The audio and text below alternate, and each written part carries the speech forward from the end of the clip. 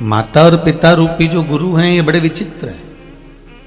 इन्होंने जिंदगी में केवल एक चीज सीखी है, देना।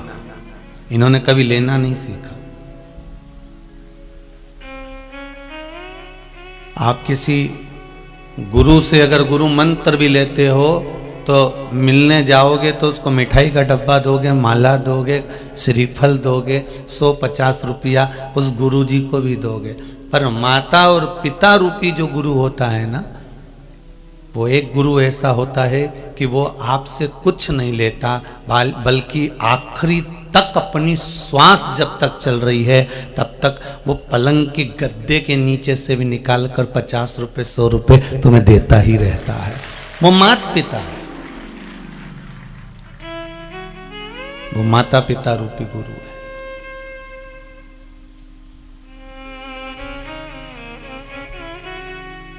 कितनी भी बूढ़ी हो गई मां, जैसे गौ माता भले दूध देना बंद कर दे पर गोबर तो दे रही है ना, गौमूत्र तो प्रदान कर रही है ना, वो आपका कल्याण तो कर रही है ना, भले वो बूढ़ी हो गई।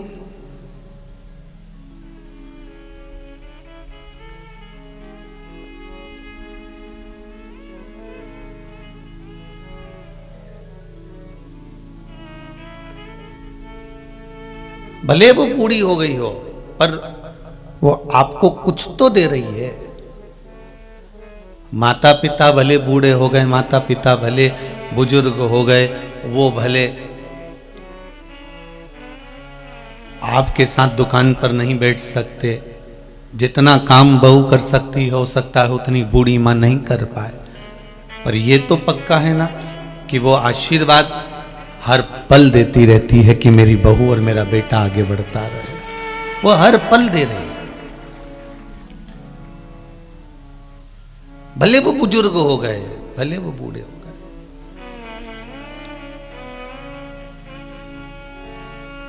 चार गुरु होते हैं। पहला गुरु है मां, दूसरा गुरु है पिता, तीसरा गुरु है शिक्षक, चौथा गुरु है सतगुरु। चार गुरु होते हैं, माता पिता शिक्षक और सतगुरु। इन चार गुरुओं में पहले नंबर का गुरु है माँ, जो बेटे को सतमार्ग की ओर लेकर जाती है। दूसरे नंबर का गुरु है पिता, जो बेटे को उसकी मंजिल तक पहुंचाने का प्रयास करता है। और तीसरे नंबर का गुरु है शिक्षक, जो उसको पढ़ाकर उस तक पहुंचाना चाहता है, उसकी दृष्टि को बहुत आगे तक लेकर जाना चाहता है। और चौथे नंबर का गुरु है सतगुरु, जो उसको ज्ञान उपदेश देकर परमात्मा से मिलन का मार्ग निश्चित करता है। पर इन चार गुरुओं में जो दो गुरु हैं वो हैं माता और पिता। इनको आपसे कुछ नहीं चाहिए। अगर आप टीचर से कोचिंग लेने जाएंगे तो वहाँ तो आपको पैसा 200-500 रुपये देना पड़ेगा। पढ़ने स्कूल में जाएंगे तो वहाँ भी फीस जमा करना पड़ेगी। अगर आप कहीं जा रहे हैं तो 100-50 रुपये खर्च जरूर होगा। सतगुरु के पास में भी जा रहे हैं तो वहाँ पर भी आपको कुछ ना कुछ तो देना ही पड़ेगा। पर माता पिता रूपी गुरु एक ऐसे होते हैं जो देते हैं पर आपसे कभी कुछ नहीं लेते। लेना उनको आता ही नहीं है। अगर लेना आता होता तो शायद आपको जन्म ही नहीं देते। अगर उनको लेना आता होता तो वो आपको जन्म नहीं देते। आपको जन्म देने का कारण ही केवल इतना है कि मुझे इनको देना है, मुझे इसको देना है। आज भी कई माताओं के मन की एक बात आती है, कई पुरुष लोग आपस में बात कर लेते हैं।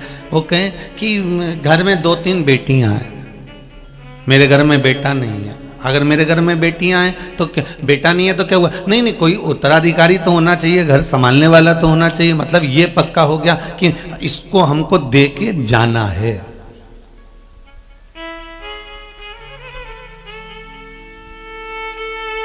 हमें इसको देना है कुछ।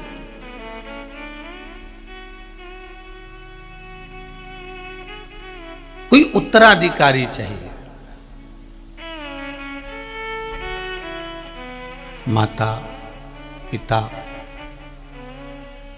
वो गुरु हैं जिन्होंने जीवन में केवल देना सीखा है, केवल देना।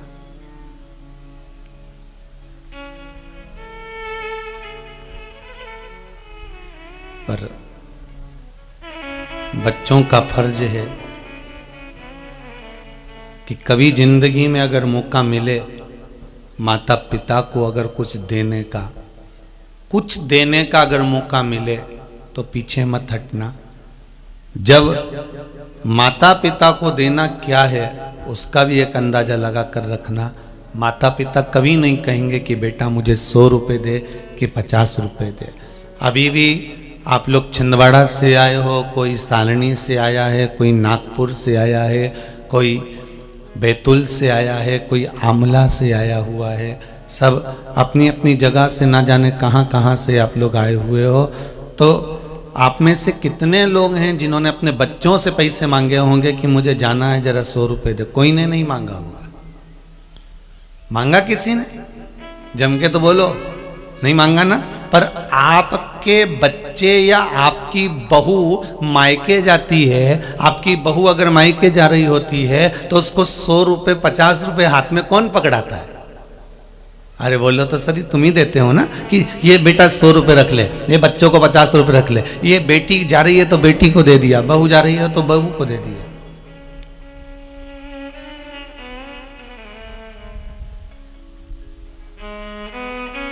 ये 100 रुपये, ये 50 रुपये आप रख लीजिए। अब जैसा फर्ज आपका है कि आप बहू जा रही होती है या बेटा जा रहा होता है, बाहर कहीं जा रहे होते हैं तो 150 रुपये आप देते हो, तो इतनी बुद्धि इतना विवेक तो बच्चों में भी होना चाहिए कि हमारी मम्मी कथा सुनने जा रही है, इतनी दूर जाएगी, ले मम्मी ये आई, ले 100 रुपये ले और जा तू तो कथा सुनने के लिए नवे गांव जा। वो भी तो 100 रुपये दे सकता था, वो भी तो 50 रुपये दे सकता था, वो भी तो कुछ प्रदान कर सकता था, पर नहीं।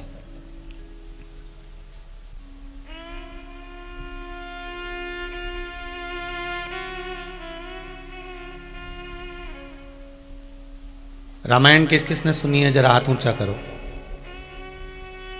सबने सुनी है? रख लो, धर लो हाथ वापिस नीचे।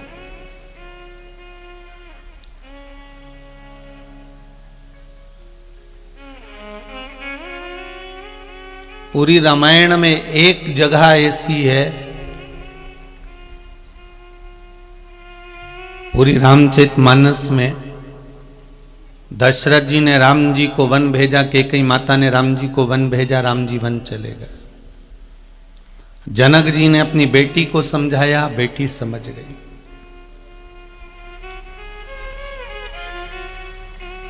उर्मिला मांडवी शुद्धकीर्ति को माता कौशल्या जी ने समझाया, कौशल्या समझ गई। मांडवी उर्मिला शुद्धकीर्ति समझ गई।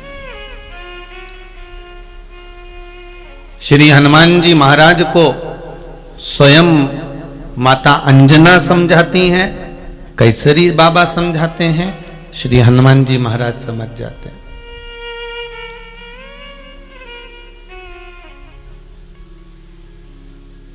पर पूरी रामचरितमानस में एक स्थान ऐसा आता है, एक जगह ऐसी आती है कि उस स्थान पर हनुमान जी सारी जगह छोड़कर उस पर्वत पर चढ़कर उस पे लात रखकर वो पर्वत पर अपना पांव रखकर फिर लंका की ओर जाते हैं, और पर्वत पर जैसे ही पांव रखा वो पर्वत जमीन में चला जाता है, पाताल में चला जाता है। सुना है कि नहीं सुना?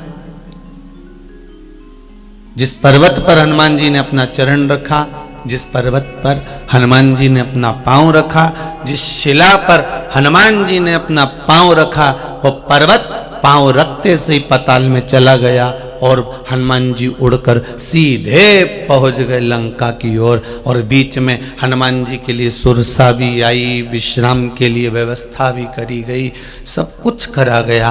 पर हनुमान जी सबकी परीक्षा में पास होते होते होते होते लंका पहुंच गए। हनुमान जी लंका पहुंच गए।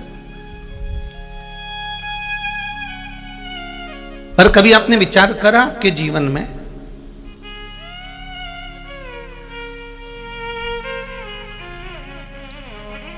कभी अपनी दृष्टि से देखा आपने, ये त्रिनेत्र शिव महापुराण की कथा चल रही है। इसमें 3 नेत्रों का व्याख्यान वर्णन है। 3 नेत्रों से आप ध्यान रखिएगा। रामचरितमानस तो अपन ने पढ़ी, ध्यान भी करा, स्मरण भी करा, सब कुछ पढ़ा। राम जी का चरित्र भी पढ़ा, माता कौशल्या का चरित्र भी पढ़ा, श्री दशरथ बाबा का चरित्र भी पढ़ा, लंकाधिपति रावण का चरित्र भी पढ़ा, सब कुछ हमने ज्ञात किया। पर कभी हमारे मन में यह प्रश्न खड़ा हुआ कि श्री हनुमान जी महाराज सारी जगह को छोड़कर उस पर्वत पर चढ़े, एक पत्थर के ऊपर चढ़े, उस पत्थर पर चढ़कर हनुमान जी महाराज जो ऊपर की ओर उड़े और पत्थर पताल में चला गया, वो पत्थर था कौन? जो पताल के अंदर घुस गया, पताल के अंदर चले गया।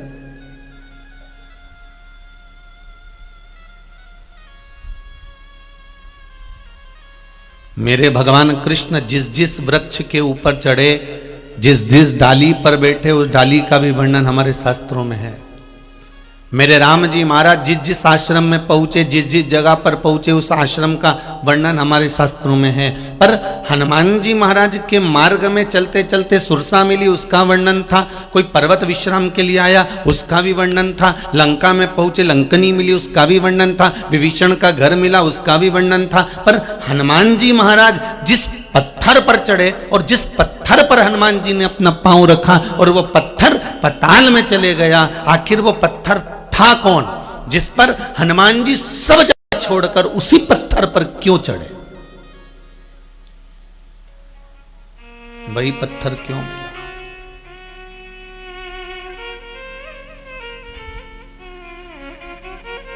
पत्थर वही प्राप्त क्यों हुआ? और कोई दूसरा पत्थर हनुमान जी को क्यों नहीं मिला ऊपर चढ़ने के लिए? मिल जाता, पर नहीं।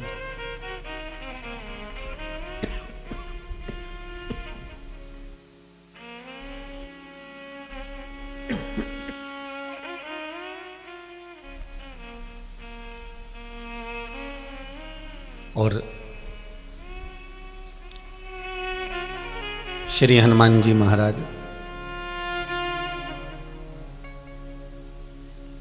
जब वापिस लौट कर आए,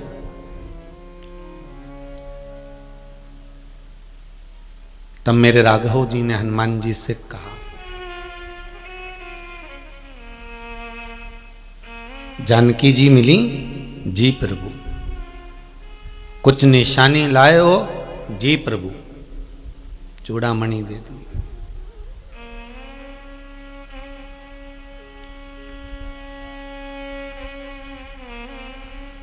राम जी ने कहा, हनुमान तुमको मालूम है कि तुम कौन हो? आपको मालूम है आप कौन है?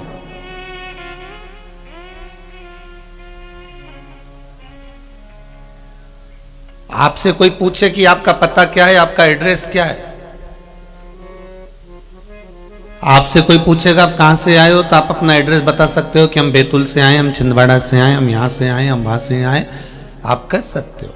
और अगर आप यहीं नवेगांव से भी आए हो तो आप कह दोगे मेरा इस वार्ड में इस जगह पर मेरा घर है, घर का नंबर 15 है और मेरा एड्रेस ये है। तो कोई आपसे कह दे ये तो आपके घर का एड्रेस है, आपका एड्रेस बताओ कि आप कहाँ रहते हो। तो उसने फिर कहा कि मेरी दुकान पे रहता हूं, तो दुकान का एड्रेस है। तुम्हारा एड्रेस कहाँ है, तुम कहाँ रहते हो?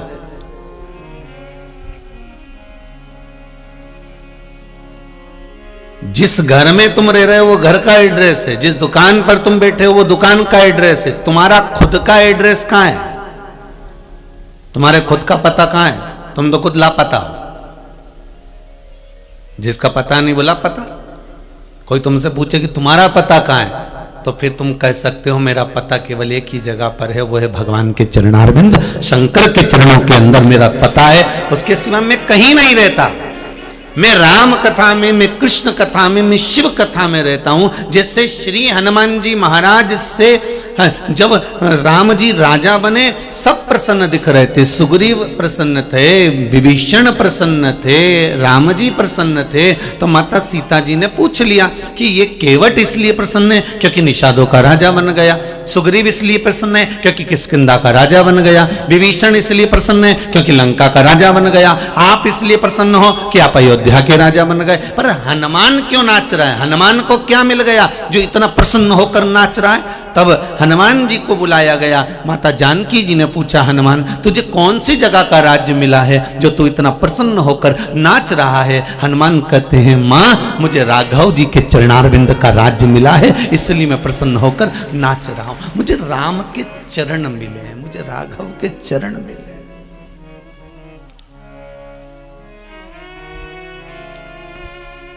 पवन तनय संकट हरण मूर्ति राम लखन सीता सहित हृदय बसहु सुरभूप। मुझे राघव जी के चरण प्राप्त हो गए, मुझे राम जी के चरण मिल गए। ये मुझे जो राज्य मिला है ये कोई साधारण नहीं है।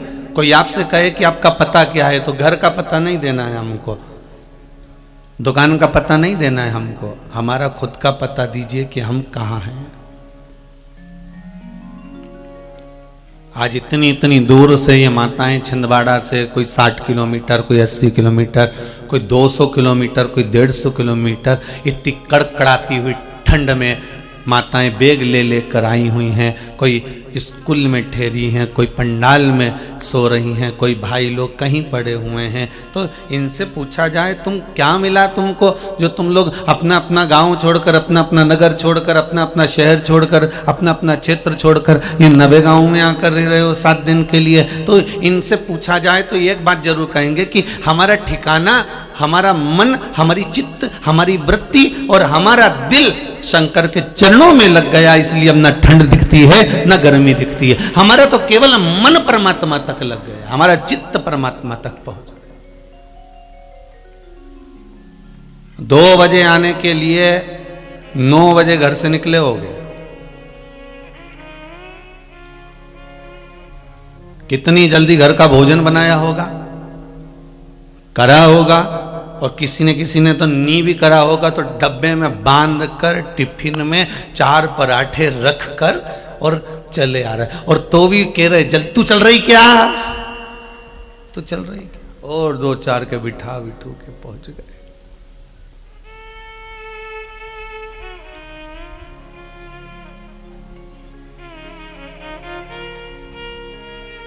ये चित्त, ये मन, ये हृदय शिव में लगा दिया। सीताराम सरकार ने पूछा, राम जी पूछ रहे हैं, क्यों रे हनुमान, कुछ निशानी लाया है?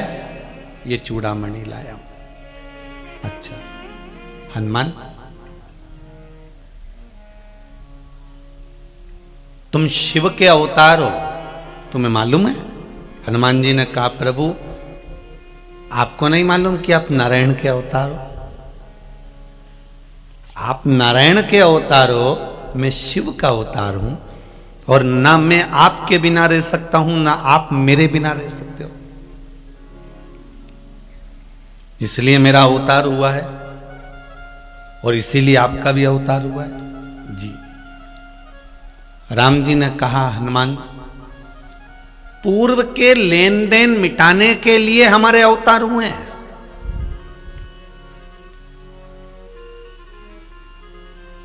हमारे पुराने जो लेन देन है ना, उसको मिटाने के लिए हमारा यह अवतार हुआ है। और आपका जो जन्म हुआ है ना भाई, चाहे हमारा हो, चाहे आपका हो, चाहे संसार सागर में जितने आस्था टीवी पर कथा सुन रहे हो, जितने फेसबुक यूट्यूब पर श्रवण कर रहे हो, जितने पंडाल में सुन रहे हो, जितने माइक द्वारा सुन रहे हो, ध्यान से सुनना, आपका और हमारा जन्म पूर्व के कुछ लेन देन मिटाने के लिए हुआ है। कोई साधारण हुआ है क्या? पुराना लेन देन मिटाना है हमको। अच्छी खासी चलती हुई दुकान में कहीं का व्यक्ति ऐसा आ जाएगा कोई व्यक्ति, कोई मित्र, कोई सखा, कोई रिश्तेदार, कोई नातेदार, कोई कुटुंबी, कोई कबीले वाला ऐसा मिल जाएगा जिससे तुमसे उधार मांग लेगा। भैया दे दोगे क्या 50,000 रुपये, दे दोगे क्या 5,000 रुपये, हाँ हाँ ले ले अभी दे देना, मैं बस 15 दिन में पैसे वापस कर दूंगा। और जो खाया आज तक नहीं आया। अब पत्नी कह रही अपने पति से और दे दो, जाओ, खूब तुम नेता बनते हो ना देने के लिए, जाओ जाओ दे दो, तुम खूब दानदाता बनते हो तुम तो। अब पत्नी कह रही है, अब पति भी मन में सोचे अब करूं क्या, तुम बता करूं क्या, नहीं तुम तो दो, तुम तो दिए जाओ। अब जरा विचार करिए, पैसा तुम्हारा, धन तुम्हारा, संपदा तुम्हारी, और लेके भग गया दूसरा, चले गया दूसरा लेकर। अब तुम गुस्सा भी करो, फोन भी करो, मोबाइल भी करो, उसके घर भी जाओ तो भी नहीं मिले, ना दे, तो विचार करोगे अब क्या करें, अपना तो खा गया वो, भगवान जाने कौन था।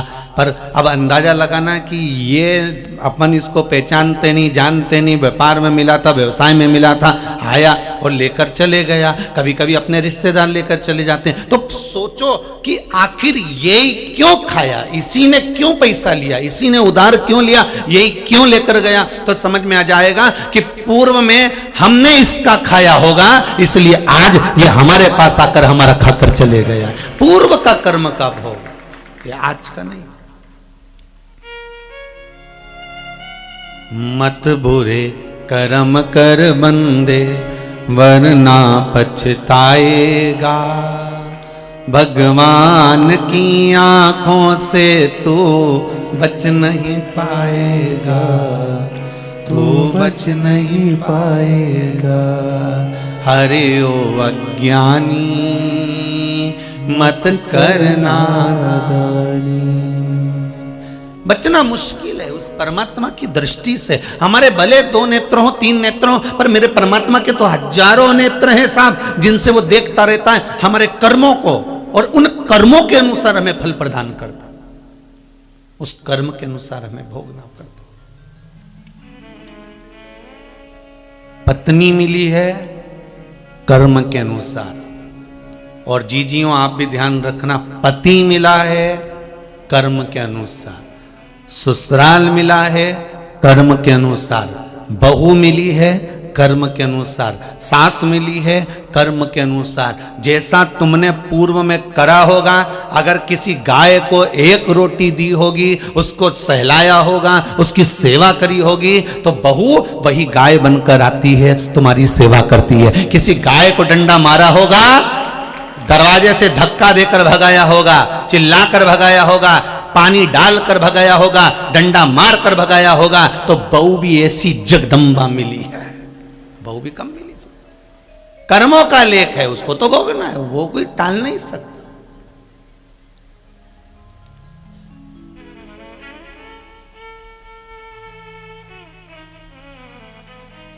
तुम अकेले कमा रहे हो और तुम्हारे सारे भाई खा रहे हैं, तुम अकेले दुकान चला रहे हो और तुम्हारा पूरा परिवार बैठकर खा रहा है, तो रोना मती।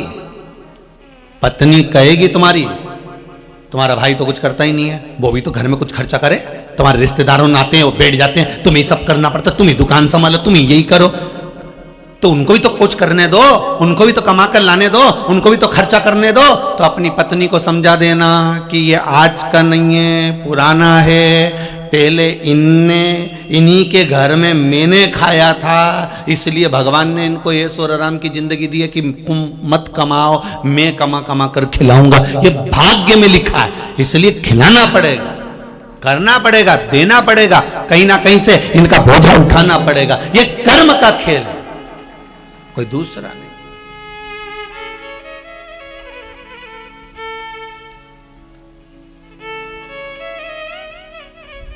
जब किसी व्यक्ति की हॉस्पिटल में भर्ती होने के बाद छुट्टी होती है, तो उसको दवाई गोली देकर विदा करते कि नहीं करते? बोलो जरा जम के बोलो, करते हैं? कि बिना दवाई गोली के भेज देते हैं। जब हॉस्पिटल में पड़ा था, बीमार पड़ा हुआ था, हॉस्पिटल में एडमिट था, एडमिट होने वाला व्यक्ति जब हॉस्पिटल से वापस अपने घर जाता है तो उसके साथ थोड़ी ना थोड़ी दवाई बांध कर दे दी जाती है। दवाई क्यों देते हैं? भैया ये दवाई टाइम पे खाना, अगर टाइम पे नहीं खाओगे तो वापस हॉस्पिटल आना पड़ जाएगा, अगर समय पे नहीं लोगे तो वापस तुम्हें भर्ती होना पड़ जाएगा। ये दवाई लो, इसको घर पर जाकर खाना, सुबह की ये, शाम की ये, दोपहर की ये, 2 ढक्कन ये पी लेना, 1 ढक्कन ये पी लेना, और दवाई दे दी, खांसी की ने, खुल्ला की ने, साफ दवाई ले लुआ के तुम अपने अपने घर चले गए। अब समय पर अगर तुमने दवाई नहीं ली तो वापस हॉस्पिटल जाना पड़ जाएगा।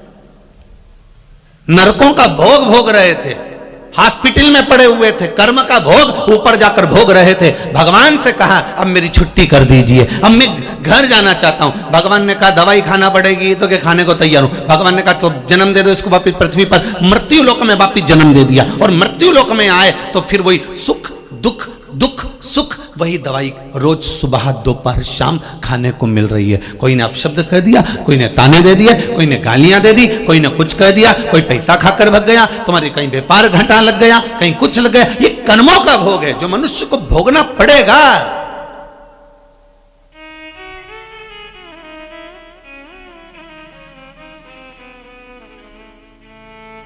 कोई दूसरा नहीं भोगने वाला, इसको हमें भोगना है, हमारा कर्म का दंड हमें भोगना पड़ेगा। इसलिए बार बार कहते हैं कि कुछ कर्म ऐसा करके जाना जिंदगी में। महाराज एक सेठ जी मर गए और बहुत करोड़पति सेठ जी मर के ऊपर गए, और ऊपर जाते सी बैकुंठ का दरवाजा बजाया, जैसे कुंडी बजाई तो इतने में द्वारपाल बाहर निकला, क्या है, कौन है तुम? तो क्या तुम्हें नहीं मालूम हम नगर के सेठ हैं? ओहो, हम गांव के सेठ हैं। तो तुम्हें नहीं मालूम हम करोड़पति हैं? इतने में यमराज के दूत बोले, अरे ओ करोड़पति होगा नीचे का, यहां तो सब रोडपति होते हैं, यहां कोई करोड़पति नहीं चलते। तुम्हें नहीं मालूम हम करोड़पति हैं? इतने में यमदूतों ने कहा फालतू की बात मत करो, ये बताओ दरवाजा क्यों बजाया? बैकुंठ का दरवाजा, यहाँ लिखा है बैकुंठ द्वार, तो हमको अंदर जाने दो। इतने में यमदूतों ने कहा एक बात बता कि तू बैकुंठ का दरवाजा बजा रहा है अंदर जाने के लिए, तूने कोई पुण्य मुण्य करा, थोड़ा दान वान करा, थोड़ा सत्कर्म करा? अगर तूने पुण्य करा होता तो तुझे बैकुंठ का दरवाजा खुला मिलता, दरवाजा बजाने की जरूरत नहीं पड़ती कि दरवाजा बजाऊंगा तब अंदर जाऊंगा। तेरे पुण्य अच्छे नहीं होंगे इसलिए शायद तुझे अंदर जाने के लिए दरवाजा बंद मिला है। दरवाजा बार बार मत बजा, भगवान नारायण अंदर सो रहे हैं, बड़बड़ मत कर। कोई दान पुण्य करा तूने जिंदगी में, भजन कीर्तन करा तूने जिंदगी में? इतने में उसने कहा क्यों नहीं करा? करा। एक बार मैं अपनी पत्नी के साथ मंदिर गया था तो एक भिखारी आया, फिर मैंने उसको 5 रुपए दिए थे।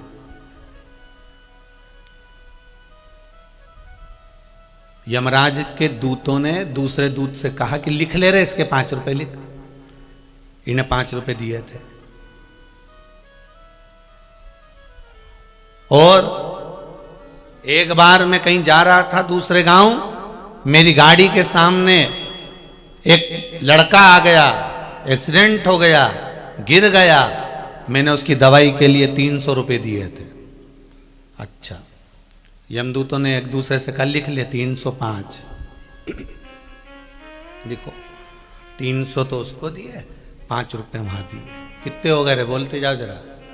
305 और बोल।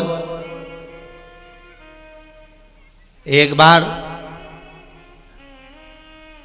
मेरी चाबी गाड़ी की नली में गिर गई थी, गटर में चली गई थी, नाली में।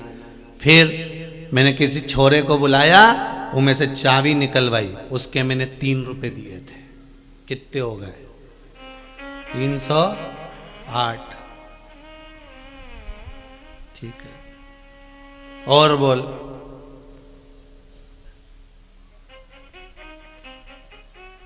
और बोल। एक बार मैं खाना खा रहा था, कहीं जाते जाते रास्ते में मेरी पुड़िया रखी थी, उसमें से गिलेरी लेके भग गई। भगवान ने कहा ठीक है, लिख लो लिख लो, लिखो इसका।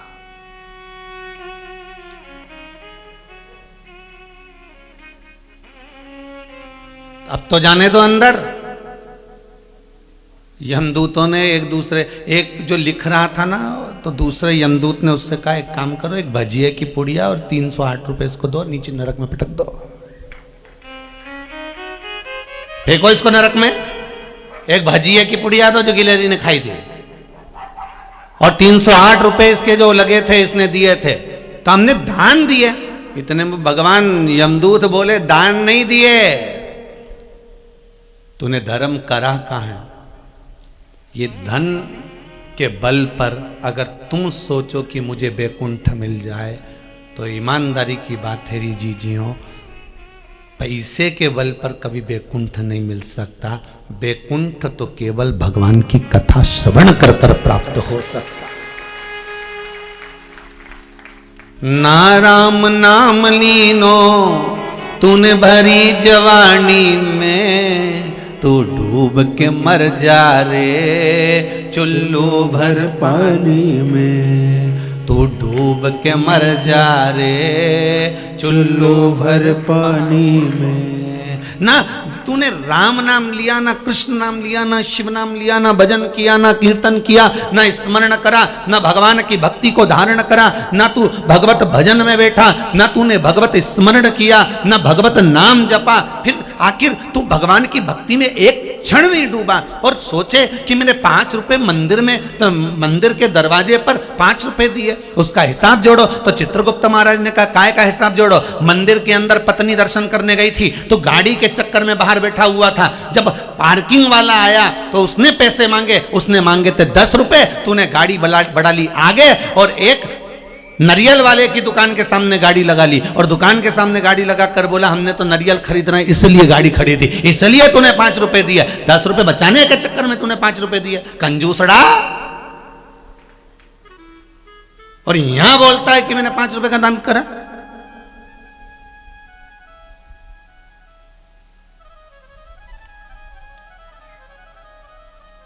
ये दुनिया में ऐसे ना जाने कितना कंजूसड़ा होन पड़ा हुआ है।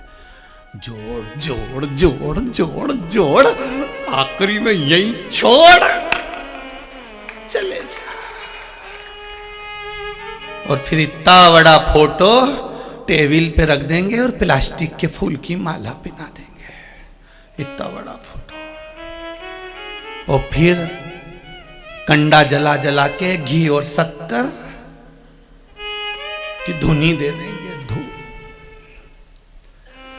घी और शक्कर इसलिए छोड़ेंगे कि जब भगवान ने दिया था तो घी नहीं खा पाया, भगवान ने दिया था तो शक्कर नहीं खा पाया क्योंकि शुगर हो गई थी, और घी इसलिए नहीं खाया कि बीपी हो गया था। तो घर के लोग कहेंगे अब घी शक्कर ही छोड़ दो, बीपी और शुगर में गया है, छोड़ो।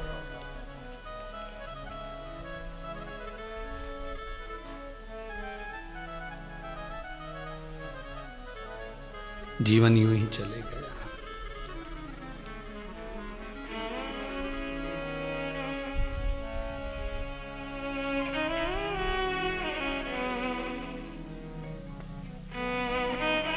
महाराज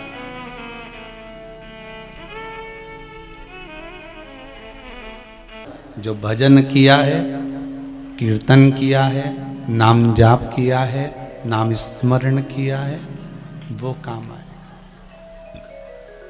उसके सिवा कुछ भी नहीं।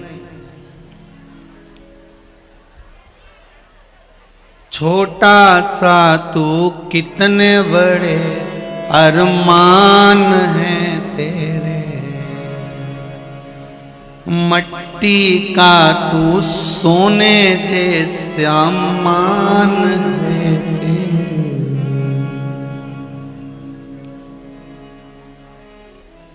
कुछ भी नहीं पड़ा। यमदूतों ने कहा, आपने कोई भगवान का भजन करा है?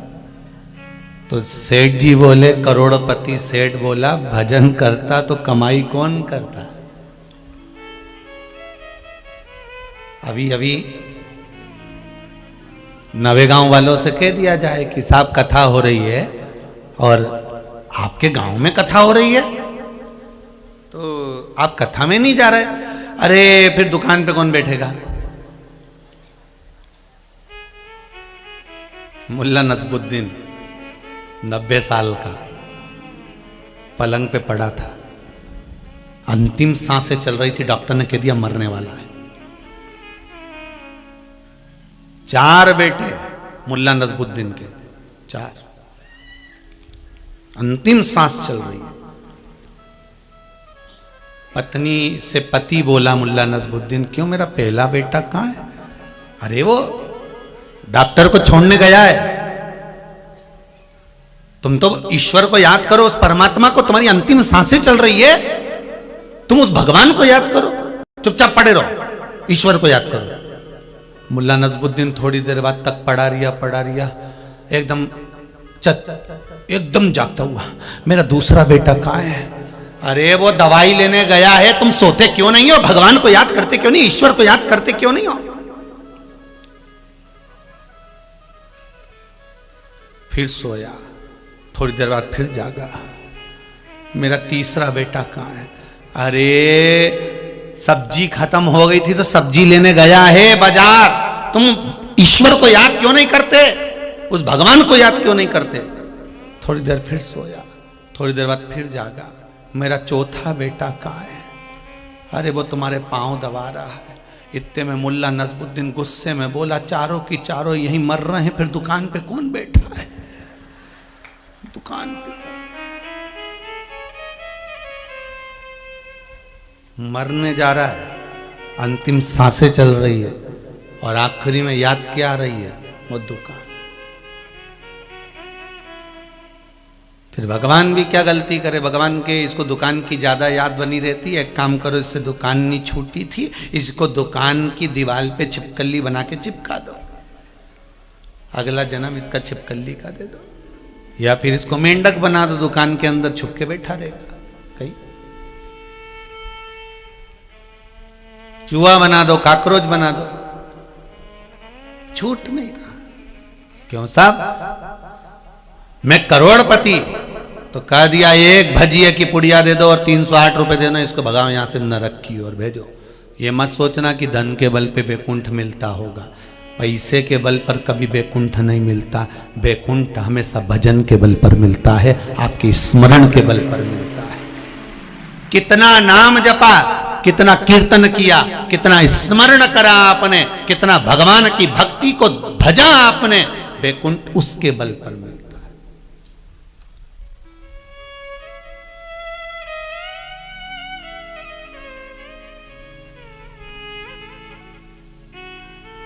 बैकुंठ उसके बल पर। अभी भी कुछ नहीं बिगड़ा, आप सबसे निवेदन है, मौका है भगवान के भजन का। टीवी के माध्यम से जितने सुन रहे हैं उनको तो मौका भगवान दे ही रहा है, जितने आस्था चैनल के माध्यम से, जितने फेसबुक यूट्यूब के माध्यम से कथा को सुन रहे हैं, उनको तो मैं बार बार धन्यवाद और नमन करता हूं आपके विश्वास को कि आप लगातार शिव महापुराण की कथा सुन रहे हो। ये आपको साधुवाद का। जितने आस्था चैनल के माध्यम से, जितने फेसबुक और यूट्यूब के माध्यम से कथा सुन रहे हो, आप सबको बारंबार नमन करता हूं, आपके विश्वास और आपकी श्रद्धा को नमन करता हूं।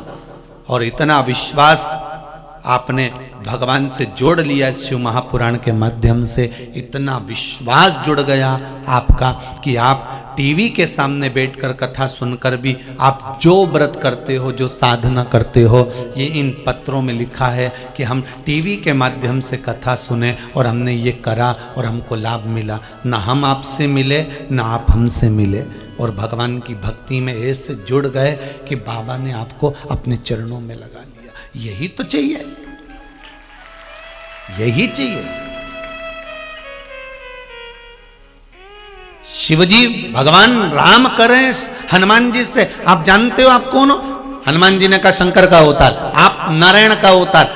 पर हमारा अवतार क्यों हुआ है कि पूर्व के कर्म को हमें भोगना है, इसलिए हमारा अवतार हुआ। पूर्व के कर्म को हमें भोगना।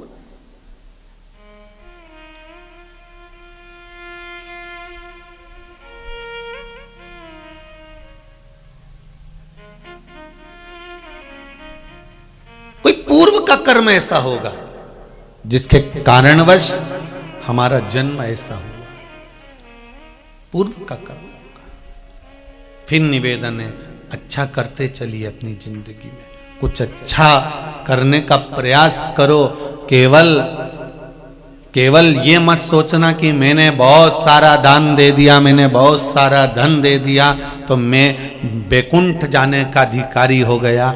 शिव महापुराण की कथा कहती है कि बैकुंठ जाने का अधिकारी वही हो पाता है जो भगवान का नाम लेता हो, कीर्तन करता हो, स्मरण करता हो, कहीं किसी गरीबड़े की, कहीं किसी दुखी की, कोई की सहायता करता हो। किसी के जीवन में कोई दुख आ गया, तकलीफ आ गई, आपके पास में भगवान ने धन दिया, प्रयास करना कि उसके चेहरे पर थोड़ी सी स्माइल आ जाए, थोड़ी सी प्रसन्नता उसके चेहरे पर आ जाए।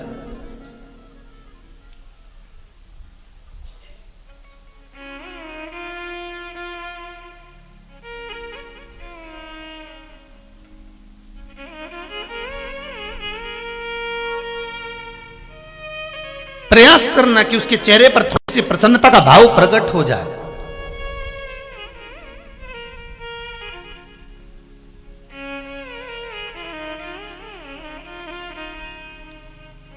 प्रयास करो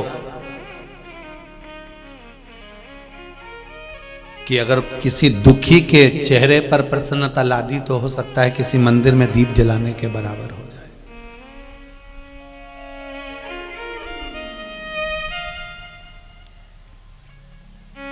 दीप जलाने के बराबर हो जाएगा अगर किसी के चेहरे पर प्रसन्नता आ गई।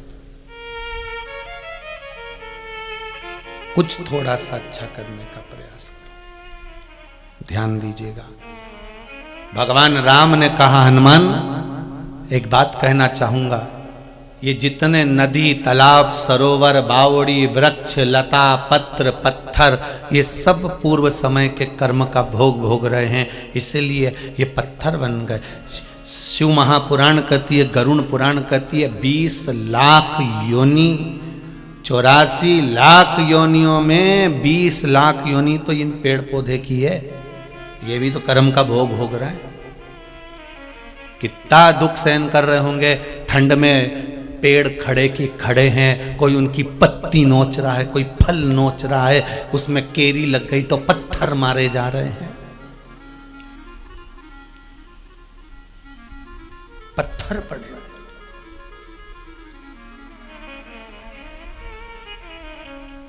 आप सोचते होंगे कि जो फलदार पेड़ होते हैं कितने अच्छे होते हैं, पर उन फलदार पेड़ से पूछा जाए कि 84 लाख योनियों में 20 लाख योनि जो वृक्ष की है, उस वृक्ष की योनि में भी घास की योनि अच्छी, दुर्वा की योनि अच्छी, कहीं लता और डाली की योनि अच्छी, पर उस वृक्ष वाली योनि में भी फल वाले वृक्ष की योनि ठीक नहीं है। क्यों? क्योंकि बेर का पेड़ बन गया, बेर लग गए, लोग डंडा लेके आ गए, जो झोड़ना चालू करा, ऐसा मारा, कोई पत्थर मारे, कोई डंडा मारे और बेर नीचे झड़े, बच्चे खाए खुश हो जाए। केरी के पेड़, आम के पेड़ पे जो पत्थर मारा, इमली के पेड़ में जो पत्थर मारा, उस वृक्ष से तो पूछो कि कितना भोगना पड़ रहा है उसको। उस वृक्ष से तो पूछा जाए कि उसको कितना भुगतना पड़ रहा है। जिस पर पत्थर पड़ रहे हो, डंडे पड़ रहे हो और उसको झड़ाया जा रहा हो, गिराया जा रहा हो, उससे पूछो कितना भोगना पड़ता है। राम जी महाराज हनुमान जी से कह रहे हैं, ये सारे जितने बने ये सब कर्म के दंड के कारण बने हैं। सुनो हनुमान, तुम लंका गए थे तो तुम्हें कुछ स्मरण रहा है कि नहीं रहा है? हनुमान जी कहते, प्रभु आप ही की आज्ञा थी। जब आपने मुद्रिका निकाल कर दी, राम नाम लिखी मुद्रिका मुझे मिल गई, उस मुद्रिका को मैंने मुख में रख लिया, क्योंकि राम नाम अगर जिह्वा पर है, मुख में है, तो ऐसा कोई काम नहीं जो पूरा नहीं हो सकता। इसलिए मैंने उसको मुख में रखा, मैंने राम मुख में रखा। फिर हनुमान जी कहते हैं, मैं लंका जाते समय सब जगह देख लिया और देखने के बाद मुझे एक पत्थर दिखाई दिया, शिला दिखाई दी, मैं उस पे चढ़ गया। तो राम जी ने पूछा, तूने उस पत्थर को पहचाना कैसे कि इसी पे चढ़ना था?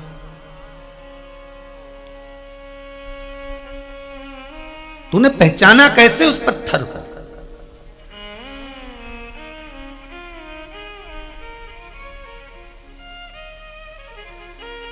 देखो, राम कथा बहुत विस्तार है और राम जी की कथा वाचने वाले इसको बड़े रोचकता से बाँचते हैं, बड़े विस्तार से बाँचते हैं।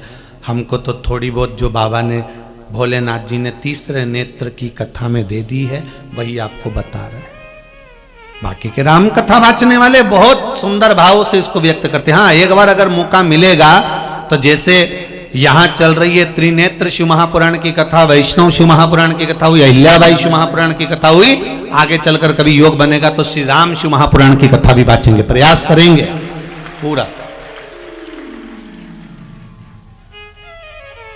कोई पुराने गुण तत्व को लेते हुए, जैसे शिव महापुराण के अंतर्गत त्रिनेत्र के भाव से जो लिया गया है वो आपको सामने प्रस्तुत कर रहे हैं। जो लिया इस त्रिनेत्र शिव महापुराण से, जो ग्रहण किया वो आपके सामने राम जी हनुमान जी से करें, तूने उस पत्थर को कैसे पहचाना? जिस पत्थर पर तू चढ़ा था उस पत्थर को कैसे जाना है तू?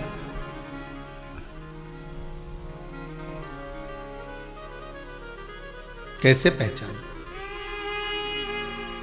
हनुमान जी ने कहा जो मुख में राम था, केवल मुख में राम नहीं था, ये मुद्रिका जो राम नाम की मुख में थी, अगर राम हमारे जिह्वा पर है तो ये 3.5 करोड़ रोम छिद्र में राम समाहित है। बस वही राम ने बता दिया कि इस पत्थर पर चढ़ना है, तो पत्थर के पास तू गया। हाँ, फिर क्या हुआ? हनुमान जी बोले उस पत्थर के पास जाकर मैंने क्या देखा कि जो पत्थर पड़ा हुआ था, जो शिला पड़ी हुई थी, जो पर्वत पड़ा हुआ था, सब जगह पर समुद्र की लहरें बढ़ बढ़कर झोंटा दे रही थी। समुद्र की लहरें अपनी उछालें दे रही थी, पर केवल एक पत्थर ऐसा था उस पर समुद्र की लहर नहीं पड़ पा रही थी, उस पे समुद्र की लहर नहीं जा रही थी। जैसे प्रभु हनुमान जी ने कहा, जैसे आप माता अहिल्या के दरवाजे पर गए थे और मां अहिल्या जो पत्थर की हो गई थी, ना वहां पशु आते थे ना वहां पक्षी आते थे। क्यों? जिसको श्राप लगा होता है उसके पास में कोई नहीं आता। ये हमारे कर्मों का खेल है महाराज जी। आपके पास में धन होगा, दुनिया आपकी होगी। आपके पास में संपदा होगी, दुनिया आपकी होगी। आपके पास में वैभव होगा, दुनिया आपकी होगी। और जब आपकी दुख की घड़ी आएगी, जब आपकी तकलीफ की घड़ी आएगी, जब आपके जीवन में कष्ट आएगा, जब आपके जीवन में रोग आएगा, जब आपके जीवन में बीमारी आएगी, जब आपके जीवन में थोड़ा सा दुख तकलीफ आ गई, जो अपने थे वो भी साथ छोड़ देते, जो अपने थे वो भी साथ छोड़ देते। अभी अभी कोरोना महामारी में देखा होगा आपने, परिवार वालों को फोन करके बोला कि तुम्हारे दादाजी चले गए, अंतिम संस्कार करना है, तो परिवार वाले बोलते हैं कि तुम ही कर लो। अखबार में पढ़ा होगा, कहीं बेटी को फोन लगाया जा रहा है, कहीं दामाद को फोन लगाया जा रहा है, कहीं बेटे को लगाया जा रहा है, कहीं बहू को फोन लगाया जा रहा है। बाप मरा, बेटे ने अंतिम संस्कार नहीं करा, बेटा गया, पिता ने अंतिम संस्कार नहीं करा। बस घर में रोते रहे, धन समेटते रहे, और अग्नि देने वाले कोई दूसरे ही थे जो सेवा में लगे हुए थे। इस भारत सरकार के जो लोग सेवा में लगे हुए थे, उन्हीं ने अंतिम संस्कार कर दिया, उन्हीं ने अग्नि दे दी, उन्हीं ने सब कर दिया, उन्हीं ने कर दिया।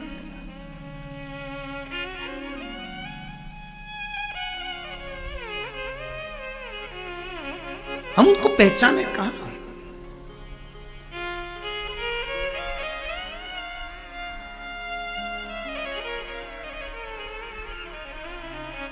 सेवा का सही उद्देश्य तो ये जो करते हैं इनसे पूछा जाए।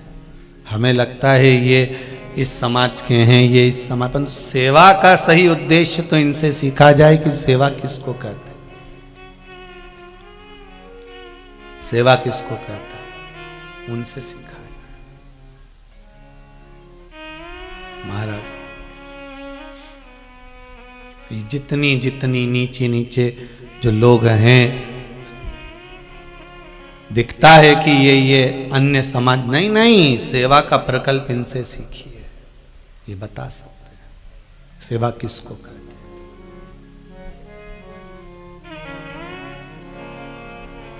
महाराज अब हनुमान जी, तूने पहचाना कैसे उस पर्वत को? हनुमान जी कहते हैं मेरे पहचानने का कारण एक ही था कि उसके पास समुद्र की लहरें नहीं आ रही थी। अच्छा समय होता है व्यक्ति का तो कोई भी करीब में आ जाता है, जब बुरा समय व्यक्ति का आता है तो अपने भी साथ छोड़कर चले जाते हैं, अपने भी साथ छोड़कर चले जाते हैं। एक पत्र में बड़ा सुंदर भाव लिखा है, जो पत्र पढ़े वो ये हैं, जो नहीं पढ़े वो रखे।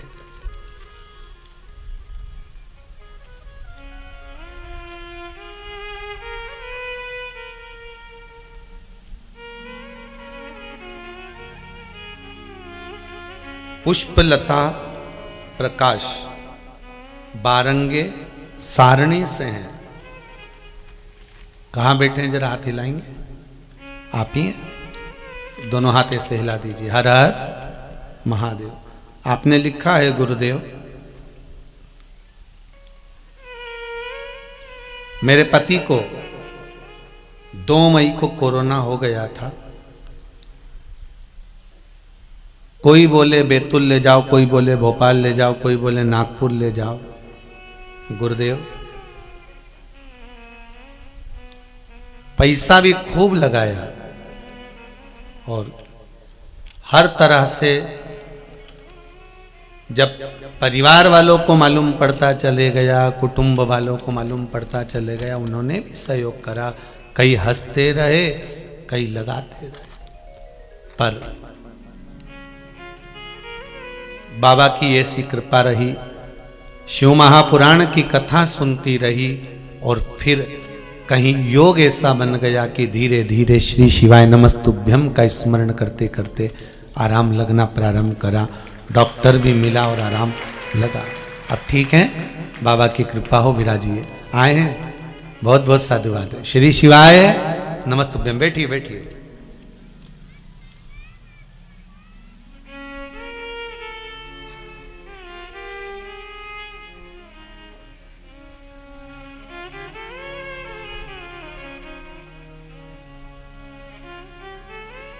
उन्होंने लिखा है, मेरी सारी बहनों का एक ही कहना था कि परिस्थिति कैसी भी हो पर परमात्मा से विश्वास मत टिकने देना।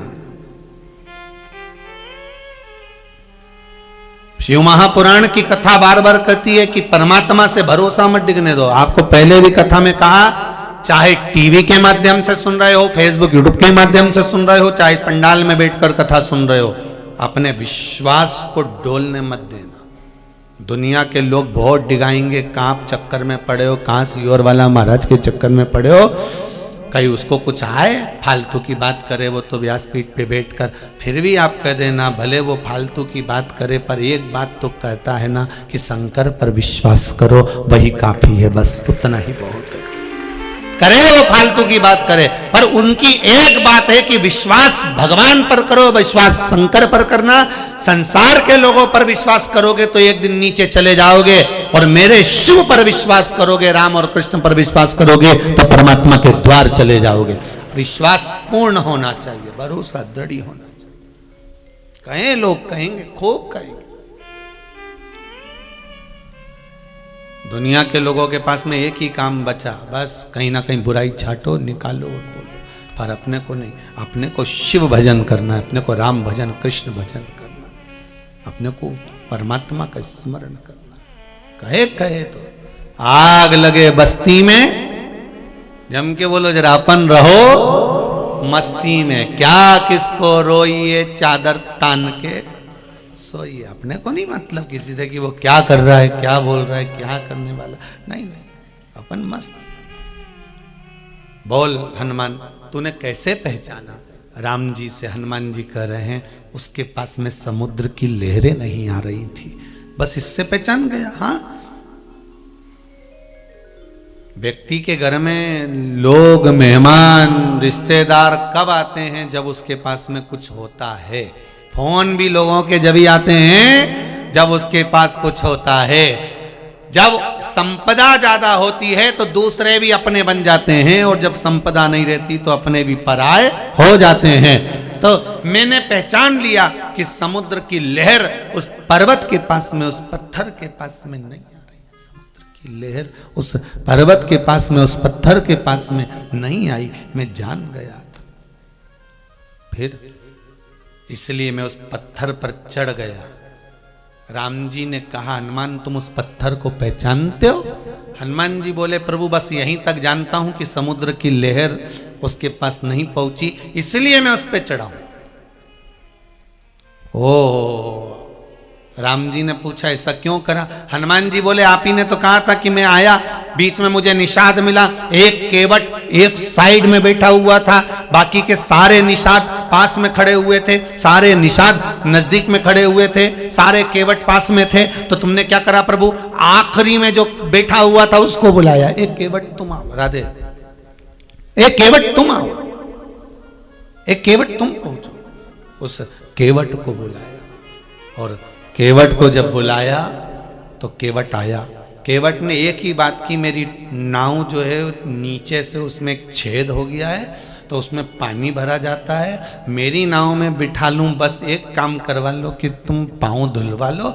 राम जी की ये बात हनुमान जी के मन में थी कि उनने भी एकांत में पड़े हुए उस केवट का उद्धार कर दिया था, तो क्यों ना मैं जाते जाते इस पत्थर का उद्धार कर जाऊं, इसलिए मैं उस पर चढ़ गया। तुम उस पत्थर को पहचानते हो? हनुमान जी ने कहा, नहीं पहचानता था, पर पहचान गया क्योंकि समुद्र की लहरें नहीं आ रही थी उसके पास में, इसलिए मैं उस पर चढ़ गया था। जानते हो वो कौन है? राम जी ने जब पूछा, हनुमान ने कहा मैं नहीं जानता।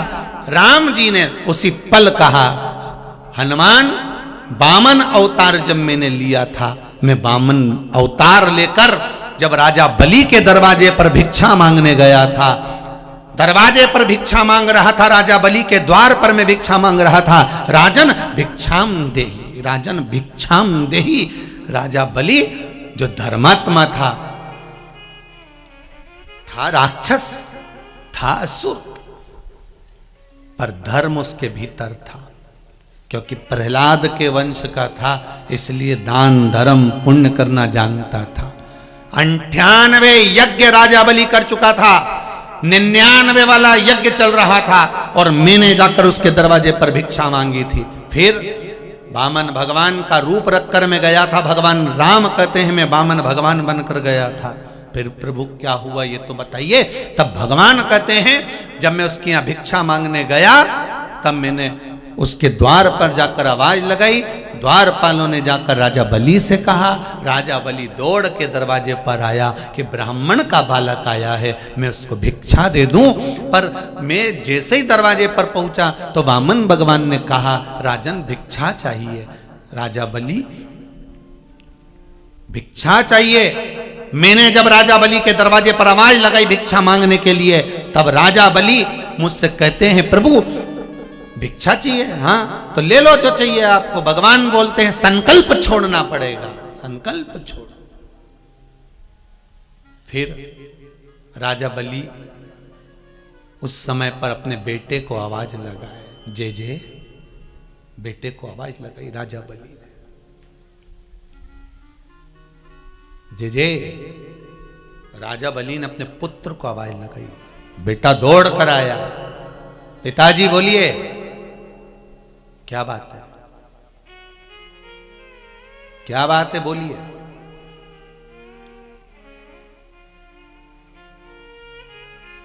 संकल्प छोड़ना है बेटा, 3 पग भूमि का दान देना है, मुझे संकल्प छोड़ना है। जा जल्दी जाकर कमंडल लेकर आ, पानी का पात्र लेकर आ।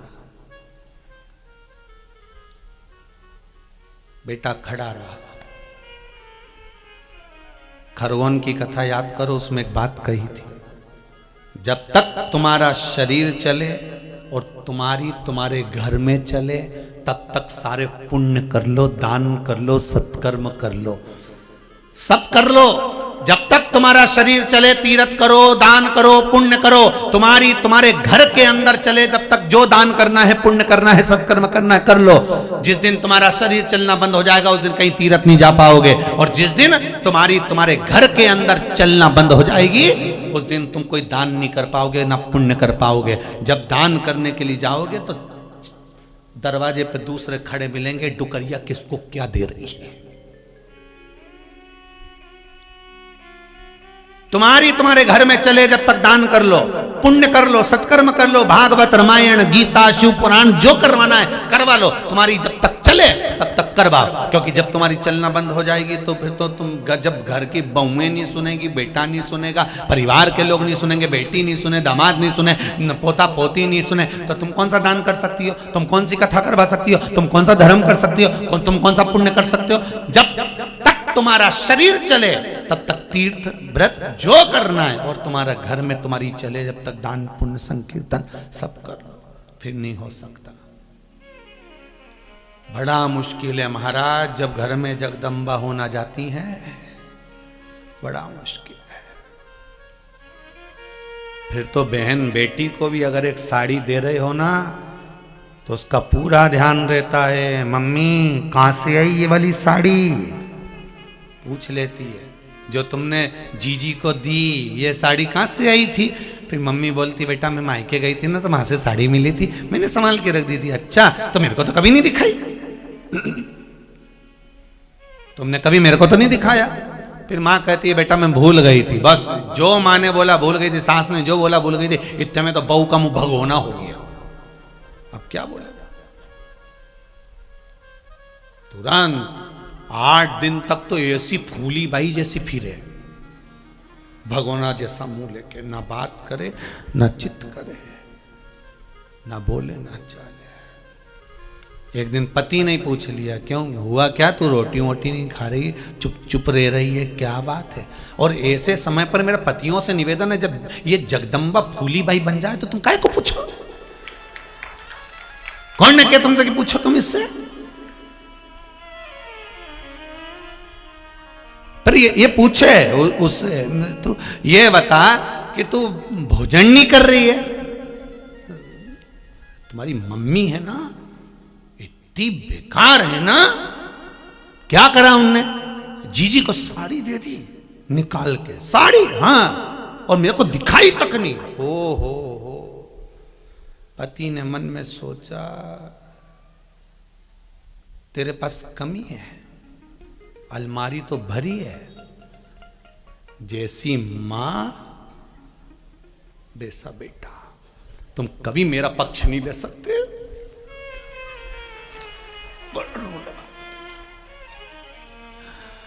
4-6 आंसू जो ढलाया, बापड़ा पत्थर जैसा था मोम बन गया जगदम्बा।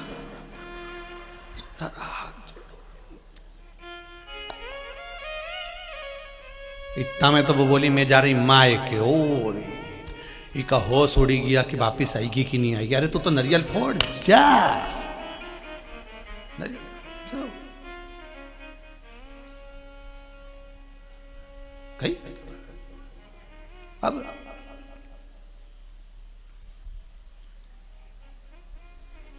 जब तक तुम्हारा शरीर चले और तुम्हारे घर में चले तब तक सारे पुण्य दान सत्कर्म कर लो। महाराज राजा बलि अपने बेटे से कह रहा है जय जाओ जल्दी से जाकर जल का पात्र लेकर आओ। बेटा नहीं गया, खड़ा खड़ा देखता रहा। क्यों? क्योंकि शुक्राचार्य जी ने कह दिया था राजन ये जो दरवाजे पे खड़ा है ये बामन का छोरा नहीं, वो नारायण दरवाजे पर खड़ा है, अगर दान दे दिया तो सब कुछ चले जाएगा। बेटा नहीं हिला, बेटा खड़ा रहा। अब ईमानदारी से बोलो जमीन किसकी थी, राजा बलि की कि राजा बलि के बेटे की? बोलते जाओ जरा, किसकी थी? राजा बलि के बेटे की, राजा बलि की। जायदाद किसकी थी? राजा बलि की। दौलत किसकी थी? राजा बलि की। सत्ता किसकी थी? राजा बलि की। राजा कौन था? राजा बलि। पर बेटे से कह रहा जल्दी जा और कमंडल का जल लेकर आ, मुझे संकल्प छोड़ना है। बेटा नहीं गया, बेटा गया ही नहीं। थोड़ी देर बाद राजा बलि ने जब 2-4 बार कहा जाओ जल्दी जाओ मुझे संकल्प छोड़ना है, कई बार हमने देखा है बूढ़ी बूढ़ी माताएं अपने बच्चे से कहती है बेटा 500 रुपये दे दे, मुझे देना है। हाँ दे दूंगा, अभी देता हूँ, थोड़ी देर रुको तो सही। फिर माँ कहती है बहू तू दे दे रही, 500 रुपये दे दे, मेरे को देना है, मेरे को 500 रुपये दे दे। बहू मांगे माँ मांगे बेटे से मांगे, नहीं दिया। माँ 2-4 बार जब लग्गा पकड़े तब बेटा झंझोड़ के लो दे दो जाओ, तब बेटा देता है, तब माँ दान कर पाती है, तब माँ की भी आंख में जल भर जाता है। पूरी जायदाद मेरी, मेरे पति की मुझे पेंशन मिल रही है। मेरा पति चले गया, उसने कभी देने से मना नहीं करा, उसकी पेंशन में से मांग रही हूं, और वो भी देने में बेटा कहता है 500 नहीं दे पाता, 500 नहीं दे पाता, मेरे पति की पेंशन मिल रही है। अरे तुम रोज हर महीने निकाल के ला रहे हो, उसमें से 500 रुपए नहीं दे सकते, तो भी झंझोड़ कर देता है। लो ये पकड़ो 500 रुपया, ये पकड़ो 500 रुपया, लो दे दो। और मालूम पड़े 3-4 दिन तक बेटे का मुंह फुला रिया वो 500 रुपए के चक्कर। इसलिए बेचारी बूढ़ी माँ देना ही पसंद नहीं करती। ठीक है जो हुआ ठीक। तो राजा बलि जब राजा था, राजा बलि की जब सत्ता थी, इतना प्रतापी राजा बलि था, अपने बेटे से कहता जाओ जल्दी से और मुझे दान करना है, जाकर कमंडल लेकर आओ। राजा बलि का पुत्र बहुत बार कहा, नहीं गया, 8-10 बार कहा, तब राजा बलि का पुत्र गया, अंदर गया, निकल कर बाहर नहीं आया। 3 घंटे तक बामन भगवान राजा बलि के दरवाजे पर खड़े होकर आवाज लगाते रहे, राजन भिक्षाम देहि। राजा बलि कहता है मेरा बेटा गया है, अभी लेकर आता होगा जल, मैं संकल्प छोड़ूंगा। मेरा पुत्र गया है, अभी जल लेकर आएगा, मैं दे दूंगा। यही त्रिनेत्र शिव महापुराण की कथा है, जिसका एक नेत्र कहीं से लेकर सम्मुख तक आए। जाओ मेरा बेटा गया है, अभी लाएगा तब मैं दूंगा, अभी मेरा बेटा गया लाएगा।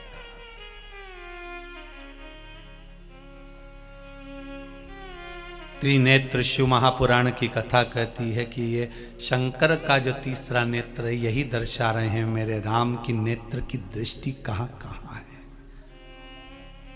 कहां कहां। जाओ बेटा नहीं आया। बामन भगवान ने कहा राजन काल करे सो आज कर, आज करे सो कल में प्रलय होएगी, दान करेगा राजन। समय निकल रहा है, तुम दान करो राजन, दान करो, करो दान। और आपसे एक बात कहें, अच्छा लगे तो स्वीकार करना। आप अगर कुछ दान नहीं दे सकते, आप कुछ दान नहीं कर सकते, तो एक निवेदन जरूर है कि 1 लोटा पानी का दान शंकर के मंदिर में शिव पर चढ़ाकर रोज कर दिया करो। बहुत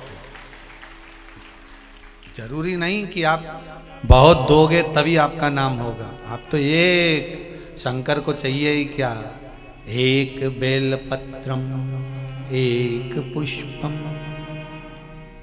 1 लोटा जल, बस शिव को समर्पित कर दो। कितना जल, जम के बोलिए जरा। 1 लोटा पानी, 1 जल का पात्र भरकर, कलश भरकर भगवान को समर्पित करो। 1 लोटा पात्र जल का बहुत है। हर हर महा 1 लोटा जल बहुत है शिव। भगवान कभी नहीं कहते कि मुझे बहुत सारा चाहिए, भगवान तो कहते हैं थोड़ा दो पर विश्वास से दो, थोड़ा दो पर विश्वास से दो। और विश्वास किसको कहते हैं, ये देखिए कितना सुंदर भाव इस पत्र के अंतर्गत लिखा है। सरोज गुप्ता छिंदवाड़ा पतालेश्वर से आई हैं, कहीं हैं हो तो हाथ हिलाएं खड़े होकर। सरोज गुप्ता,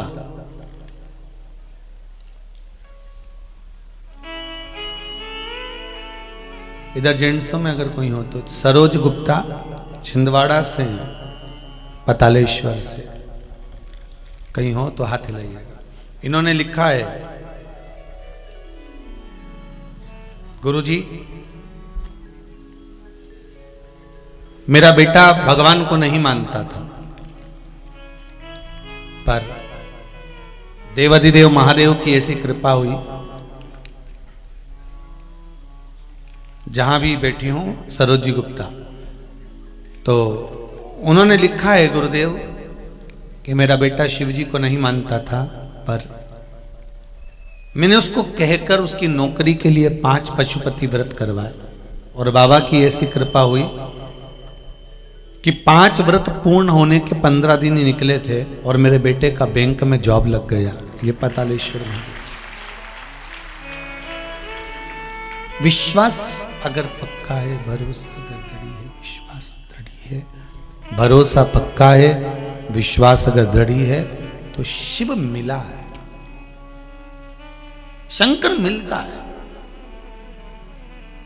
एक ये हमारे जजमान भाई बैठे हुए हैं, श्री विजय जी बोंडे एवं सोनम जी बोंडे, लोटस सिटी छिंदवाड़ा से हैं। ये आप ही हैं? हाँ, जजमान परिवार रहे हैं। पूर्व में कथा भी आपने ऑनलाइन कराई है, बहुत बहुत साधुवाद था। आपने लिखा है गुरुदेव, जब से शिव महापुराण की कथा करवाकर हम लोग आए हैं, बाबा की ऐसी कृपा रही है। टीवी पर कथा सुनते थे, मन में आ गया था शिव महापुराण की कथा करवाने का, बाबा ने करुणा करी और एक कथा गंगा शिव महापुराण की कथा बाबा ने ऑनलाइन करवाई। उसमें बाबा की ऐसी कृपा हुई गुरुदेव, हम कथा करवा कर आए। 14 साल से एक प्रोजेक्ट पर काम कर रहे थे, पर वो हो नहीं पा रहा था और बाबा की ऐसी कृपा हो गई कि जो काम अटका हुआ था प्रोजेक्ट का, वो वापस बाबा ने चालू करवा दिया और शीघ्र ही पूर्ण होने जा रहा है। ये शिव की कृपा है। बहुत बहुत साधुवाद था। विराजिए विराजिए, बहुत बहुत साधुवाद था। बाबा की कृपा करुणा, शिव कृपा करे तो क्यों ना हो। फिर वही वाली बात आ गई, तेरी कृपा बिना न हिले एक भी अणु, लेते हैं श्वास तेरी कृपा से तनु तनु। हे गंगाधार मुक्ति द्वार ओमकार तू, बोले ओमकार तू। आयो शरण तिहारी शंभो तार तार तू। मेरा शिव है उदार, एक लोटा पानी, एक पुष्प, एक बेलपत्र से मेरा शंकर राजी हो जाते। मेरे शिव ओघड़दानी राजी हो जाते, मात्र एक बेलपत्र से। और बेलपत्र भी कहीं नहीं लेने जाना तुमको, अगर नहीं मिले शंकर की उठाई, धोके वापिस शंकर पे चढ़ाई। और किसी देवता के साथ ऐसा होता है? राम जी के मंदिर जाओ, कन्हैया जी के मंदिर जाओ, देवी जी के मंदिर जाओ, उनका सामान उठा के उन्हीं को चढ़ा दो, पंडित जी चिल्ला देंगे, पागल हो गई क्या? भगवान के मंदिर का सामान उठा के वापस भगवान को चढ़ा रही है। पर शंकर जी के मंदिर की बेलपत्र उठाकर धोकर वापस चढ़ाओगे, पंडित जी कभी नहीं चिल्लाएंगे, पंडित जी कभी कुछ नहीं बोलेंगे, बड़े खुश होंगे। हाँ हाँ, चढ़ने दो। शंकर जी भी ऐसे खुश रहते। शिव जी से पूछा जाए कि लोग इतने चतुर हो गए, कोई बेलपत्र नहीं लाता। शंकर जी बोले, भले नहीं लाए, मेरे पास पड़ी तो है, वो उठा के चढ़ा दो, करूँगा भी क्या, चढ़ी चढ़ाई चढ़ा दो, तुम तुम्हारा क्या जाए, तुम तो चढ़ा। भोला जो होता है ना, एकदम भोला, वो मेरा शंकर है, एकदम भोला। उसे कोई मतलब नहीं तुम्हारे छल प्रपंच कपट से, उसको कोई मतलब नहीं कि तुम कितनी लड्डू ला रहे, कि इमरती ला रहे, कि भजिया ला रहे, कि पकोड़ा ला रहे। शंकर जी के नहीं भाई, शंकर जी के तो वो एक ही चीज, बेलपत्र चढ़ा दो, होए तो ठीक, नहीं तो एक लोटा पानी, और वो भी नहीं मिले तो 3 बार ताली, और वो भी नहीं मिले तो मुख से बम बम, और वो भी नहीं मिले तो शिखर का दर्शनम सर्व पाप नाशनम। और उतना भी नहीं हो सके तो शंकर जी के मंदिर के बाहर से निकल कर चले जाओ, उतने में भी शंकर जी देख लेंगे और कल्याण कर देंगे। बस बहुत है महाराज, उतना भी फल, प्रेशर बढ़ाई, उतना भी फल बहुत है महाराज, उतना भी सुख बहुत है। शंभु शरणे पड़ी मांगू घड़ी रे दुख कारो, दया करी ने दर्शन आपो। महाराज बस कृपा शिव की चाहिए। भगवान कह रहे हैं, राम जी महाराज हनुमान से कह रहे हैं कि राजा बलि ने आवाज लगाई अपने बेटे को, बेटा नहीं आया, जो गया तो आया नहीं। भगवान कह रहे हैं मैंने बारंबार कहा राजन दान दो, राजन दान दो, अगर दान नहीं दोगे तो समय निकल जाएगा, जल्दी करो। राजा बलि फिर आवाज लगाया, प्रभु ब्राह्मण हो आप, थोड़ा धैर्य तो रखो, मेरा बेटा आएगा, दान के लिए जल लेकर आएगा, जल लूंगा मैं हाथ में, संकल्प छोड़ दूंगा।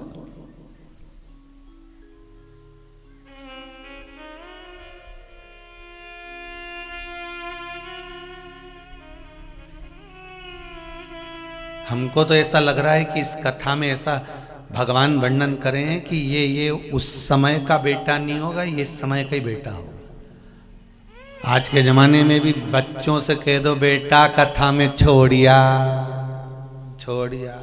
आज की औलाद कुत्ते को घुमाना पसंद करती पर डोकरा डोकरी को नहीं, कोई नहीं घुमाए तुम्हें बुढ़ा बुढ़ी को।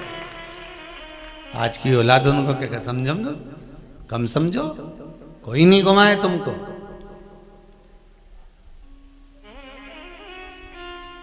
वो तो बाबा की कृपा है तो आनंद है महाराज, वो चला रहा है। और भगवान से आप भी कहते रहना, जितनी जीजीओन बैठी और भाई लोग बैठे हैं, भगवान से प्रार्थना करते रहना, भगवान हमारे शरीर को ऐसा बनाकर रखना कि हम चलते फिरते तेरे धाम पहुंच जाएं। पलंग पे मत पटक दीजो दादा, कोई नहीं करेगा सेवा। आज का जमाना बड़ा विचित्र है, इसलिए और आप सबसे निवेदन है, बुढ़ापा सुधारना है तो राम नाम, कृष्ण नाम, शिव नाम भजन अपने साथ में रखना। थोड़ा सा थोड़ा थोड़ा थोड़ा अपने पास संजो कर रखो, अंतिम समय में काम आएगा। अंतिम समय राम नाम, कृष्ण नाम, शिव नाम।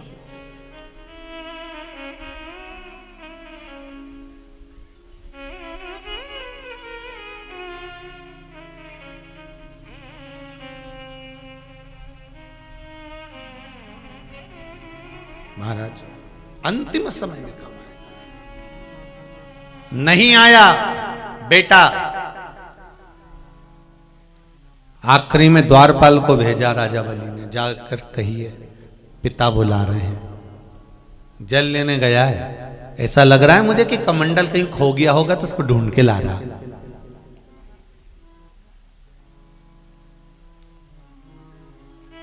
मुझे ऐसा लगता है कि वो ढूंढ के कमंडल ढूंढने गया हो। लोगों की आदत रहती है शादी में, बारात में जब नाचते हैं ना तो जेब में से गड्डी निकालेंगे 10-10, 50-50 की, ये लो। और जो गड्डी निकाल के डीजे पे, बैंड पर, बाजे में, शादी में उड़ाते हैं, उन्हीं को पूजन करने कहीं बिठा दो तो पड़ोसी से कहते हैं खुले पैसे हैं क्या। उन्हीं को अगर कहीं पूजन करने बिठा दो तो वो खुले पैसे ढूंढते हैं, उनको खुले पैसे नहीं मिलते, उनको खुले पैसे प्राप्त नहीं। सही है कि गलत है? ईमानदारी से बोलना, सही है कि गलत है? यूं तो वो पैसा यूं उड़ाया, और जरा सा नाचा उन्हें उड़ाया, फिर नाचा उन्हें फिर उड़ाया, और जब कहीं पूजन करने बैठा तो जेब में से कलदार निकालेगा एक एक का। क्यों रे, नाच रहा था तुम्हारा 10 का उड़ा रहा था, वो पूजन करने बैठा 1 रुपया खुला चढ़ा दे। भगवान से कहा गया प्रभु नाचने में तो इतना खर्च कराओ और दान में 1 रुपया, भगवान बोले हिसाब में जुड़ जाएगा, तू टेंशन मत ले। पार्वती से शिवजी बोले तू चिंता मत कर, जितना इसने नाचने में खर्च करा है इसके परिवार वाले इसको भी खूब नचाएंगे टोकरे को, तू क्या चिंता करे, कर दे। भजन में खर्च करा होता, कोई ब्राह्मण पूजन कराने बैठा, कोई ब्राह्मण ने पूजन कराने का प्रयास करा और ये खुले पैसे जेब में देख रहा, और वहां नाच रहे थे, डिस्को कर रहे थे, वहां बैंड बाजे पे नाच रहे थे, तो वहां 10-10 के नोट की गड्डियां उड़ाई, 50 के नोट की गड्डी उड़ाई। और जहां दान धर्म का नंबर आया, ब्राह्मण ने कहा यहाँ दक्षिणा चढ़ाना है, मैं खुला पैसा लेके बैठ गया एक। और फिर पंडित जी ने कहा 1 रुपया, पत्रम पुष्पम।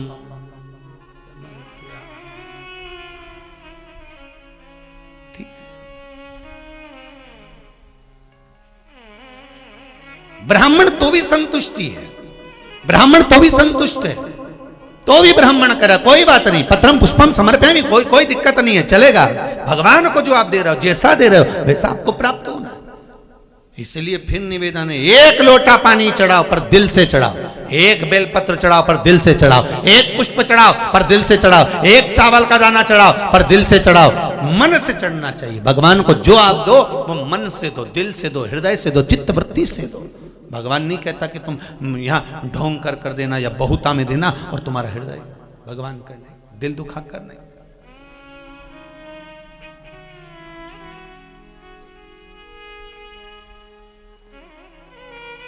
थोड़ा दो, पर भगवान कहता है कि वो मुझे दिल से देना, हृदय से देना। बेटा नहीं आया, द्वारपालों से कह जरा पता करके आओ। इतने में बेटे को बुला कर लाए, जय जय चलिए बेटा आया। क्या बात? पिताजी ने कहा बेटा कमंडल लाया? बेटा कहता है कमंडल ढूंढने गया था, मिल नहीं रहा है। ओ तो कमंडल नहीं था तो कहीं का जल ही लेकर आ जाता, कहीं का जल लेकर आ जाता। बेटा कहता है पिताजी आपको मालूम नहीं है, गुरु शुक्राचार्य जी कह रहे हैं, गुरुदेव कह रहे हैं कि अगर दे दिया तो सब चले जाएगा। राजा बलि ने कहा शायद तू इसीलिए जल लेकर नहीं आया, मेरे दान करने में तू रोड़ा बना है, मेरे दान करने में तू रोड़ा बना है, मेरे दान करने में तू पत्थर बना है। आज एक बाप अपने बेटे को श्राप देता है कि जा पुत्र, मैं तुझे श्राप देता हूं कि मुझे दान करने से तूने रोका, उसमें तू रोड़ा बना, पत्थर बना, इसलिए मेरा श्राप है कि तू पृथ्वी पर जाकर पत्थर बनेगा। ये मेरा श्राप तुझको देता हूं, जा तू भी रोड़ा बनेगा, तू भी पत्थर बनेगा। बेटा चरणों में पड़ गया बाप के, पिताजी आपने मुझे श्राप दे दिया, पिताजी आपने मुझे श्राप दे दिया पत्थर बनने का, रोड़ा बनने का। मैं मुक्त कैसे होऊंगा इस पत्थर की योनि से, इस पत्थर से। कोई दान करे, धर्म करे, निवेदन है, कोई पुण्य करे, कोई सत्कर्म करे, तुम रोड़ा मत बन जाजो रे, नहीं तो ना जाने रोड में गिट्टी बन के लगे रहोगे सीमेंट के साथ। वो सीमेंट भी फेविकॉल का मजबूत जो निकलेगी नहीं, गिट्टी बना दिया तो पड़ी रहे, उस पर जूता रखा है, गाड़ी रखा है, लोग थूके, पान थूके, गुटखा थूके। कोई दान करे, कोई धर्म करे, कोई पुण्य करे, कोई सत्कर्म करे, हमें रोड़ा नहीं बनना।